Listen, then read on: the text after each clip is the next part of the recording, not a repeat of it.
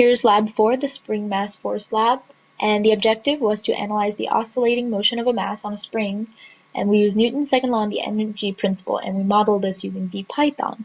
My results were that the motion of the spring was faster than my computer model due to errors that I will discuss later.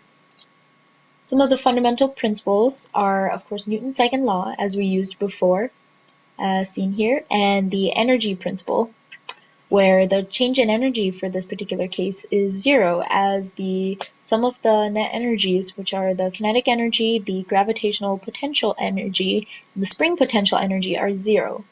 And the gravitational potential energy is calculated using this formula, the mass times the gravitational constant times the distance, and the spring potential energy, which is 1/2 times the spring constant times the distance squared. Here's my tracker file with my calibration stick, and I plotted these values here, and we can see the x and the y positions plotted here as well.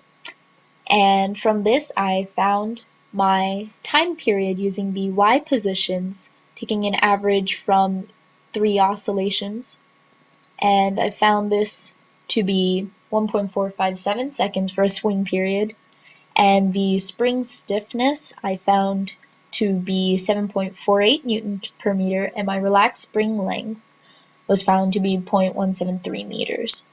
So these were put in to my tracker code, as well as the ball mass, which was given here, 0.402 kilograms, the ball's initial position from my first data point, and the initial velocity, which is 0 because it's starting from rest. Here I've read in my spring mass data, which I saved into a CSV file so that I can compare it to my computer model. And of course the time step is a small time step. And here's the gravitational constant. And here I've inputted all of those values that I had just discussed. And this is to find S, or the stretch or compression of the spring.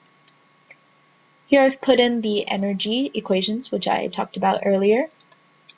And in my while loop, I have defined my initial energies, put in the gravitational force, spring force, the net force, which is the sum of the spring and the gravitational force, and updated the velocity and position of the ball. Here we have to also update the position, or the spring position and forces and such, and here we have to update the energy, or the changes in energy. Here, if I run this, we can see the compared positions of the model to the actual data. The red ball is my actual data, and we can see the discrepancies, and this is most likely from my plotting the points on tracker. If we change a few variables, or rather change a little bit of the code, we can see the energies plotted here, where the yellow is the total change in energy, the blue is the position of the model ball, the red is the spring force energy, and the green is the gravitational energy. And as we can see here, as we had said before from the energy principle, the energy is 0 since there is no work being done on the system, which includes the spring and the ball and the earth. Going back to why we didn't use the x position for calculating the oscillation time period and why we used the y period, we can see the two graphs compared here, and we can see that the y goes a little bit faster than the x oscillations, and calculating their time periods using a similar method, we find that the y position is a little bit faster.